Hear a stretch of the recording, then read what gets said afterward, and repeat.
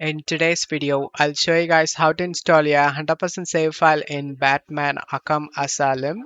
Check my video description for this save file download link. Once download done, right click and select WinRAR and select Open with WinRAR and navigate to your save file location.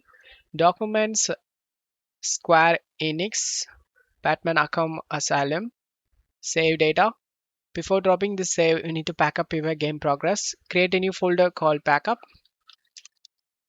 and drop your game progress inside and drop the 100% save in this location. If you can't find our save file, then navigate to this spot. You can able to see your save file. Now you can launch the game, and now you can able to see 84% save, set to the 100% save, and continue story. And the save file is working. I hope this video helped you. If the video helped you, don't forget to leave a like and subscribe. Thank you.